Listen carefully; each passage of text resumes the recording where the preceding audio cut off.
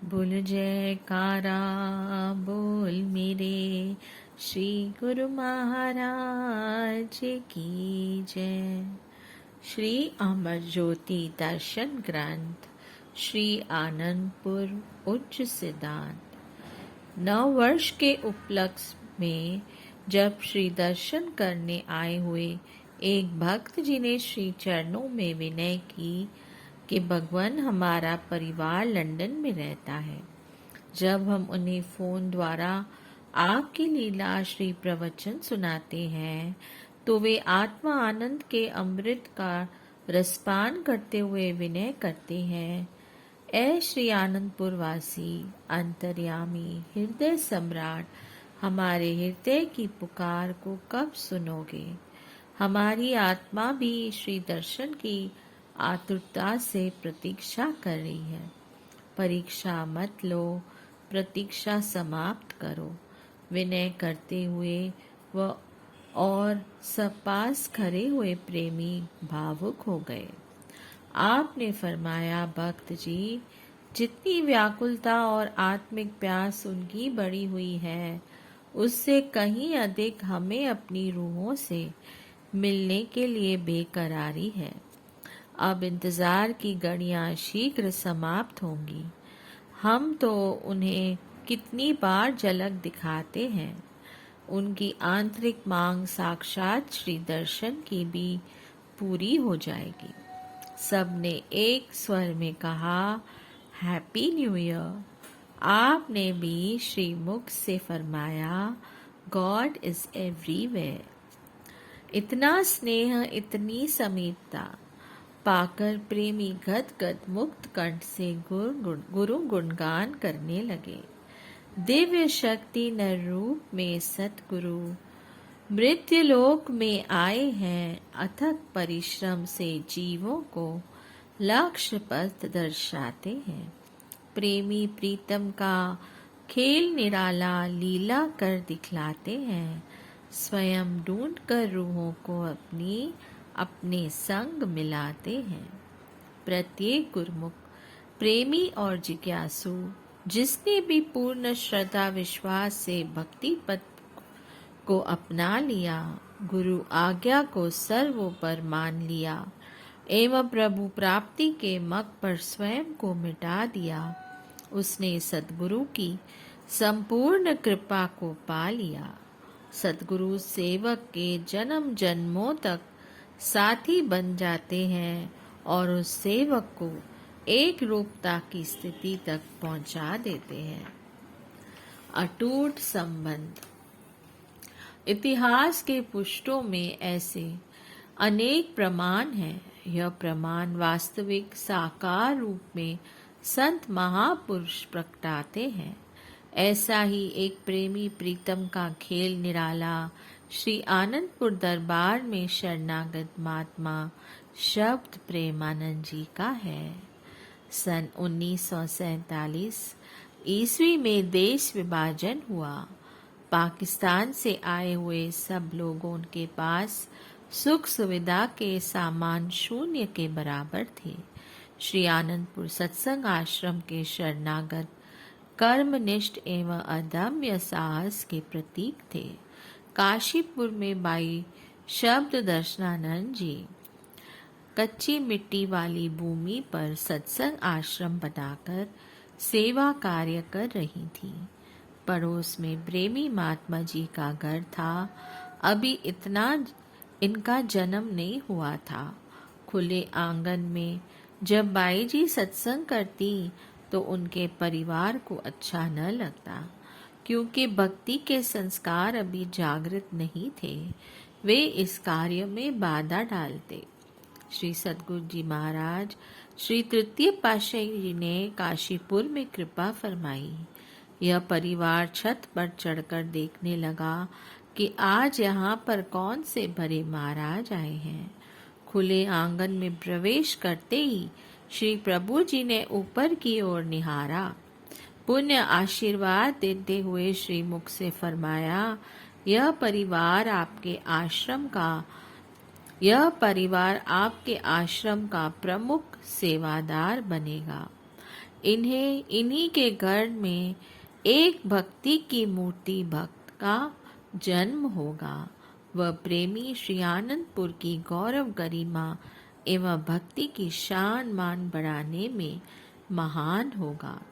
By जी आश्चर्यचकित हो श्री प्रभु जी के मुखमंडल की ओर देखकर सोचने लगी कि इस परिवार ने के ऐसे संस्कार दिखाई तो नहीं देते, फिर इतना महान आशीर्वाद प्रदान कर इन्हें माला माल कर रहे हैं। समस्त परिवार को अपना प्यार व दुलार देकर आंतरिक सुख की अनुभूति करवा रहे हैं। कुछ समय पश्चात प्रेमी महात्मा जी का जन्म हुआ। ये जब 8 मास के हुए तो घुटनों के बल चलकर पास के आश्रम में पहुंच जाते।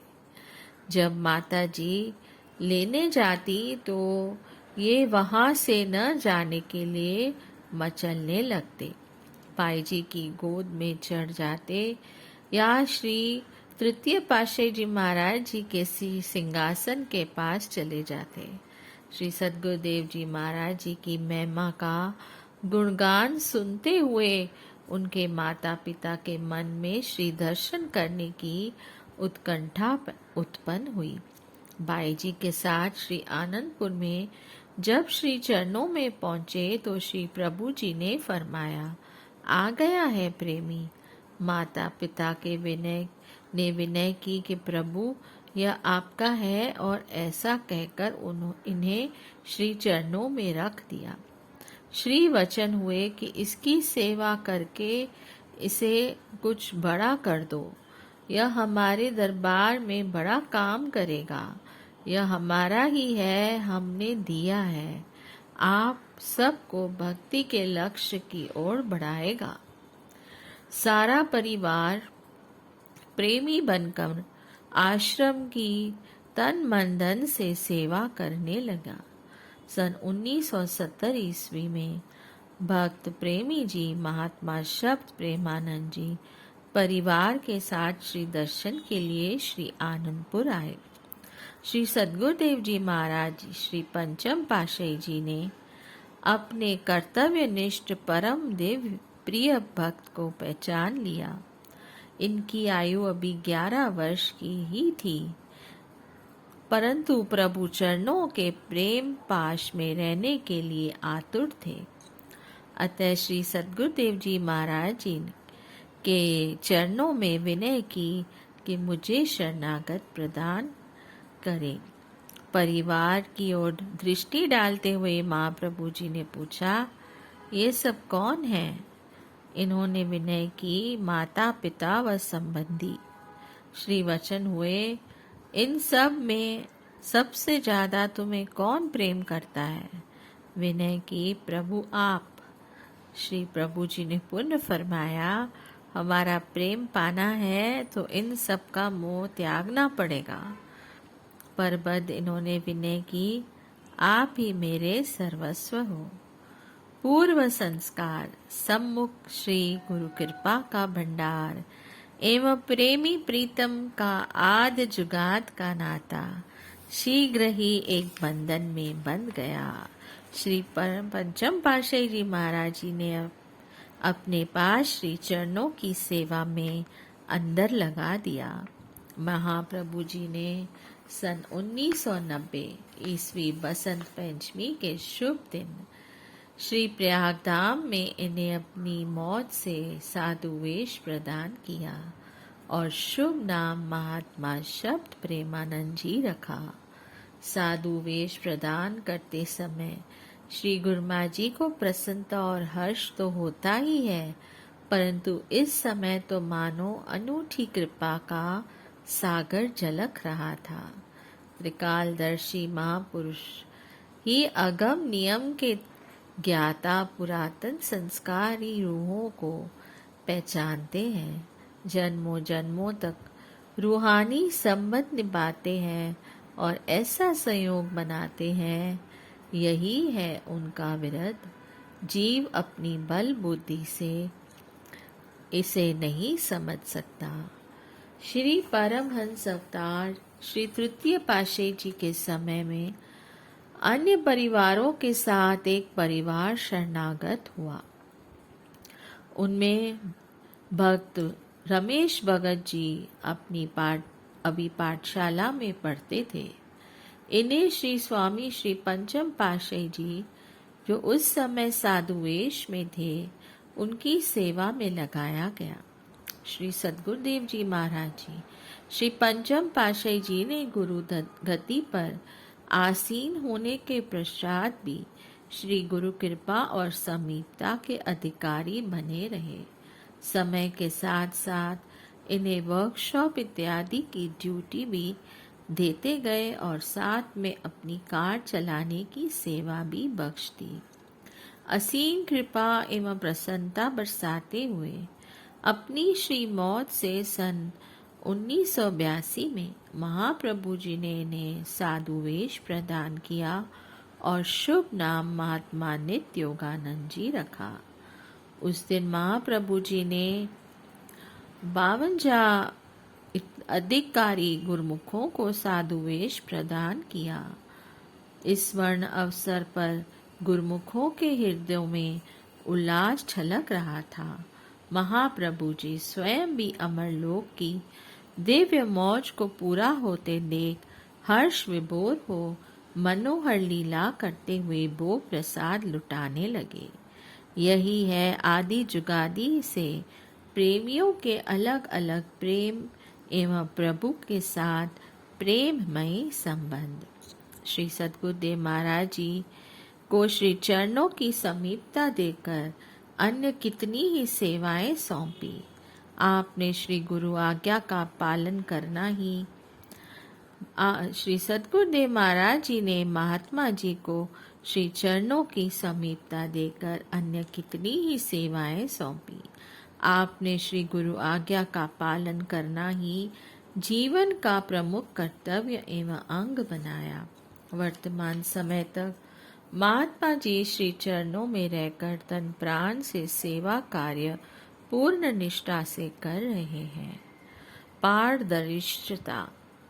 श्री परमहंस श्री सद्गुरु दाता दयाल जी श्री आनंदपुर में कुछ समय रहकर प्रेमियों, गुरुमुखों एवं जिज्ञासुओं से सेवा करवाते रहे।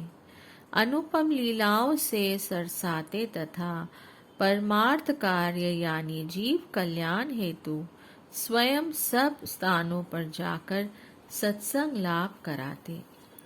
सत्पुरुषों का ध्येय ही यही है।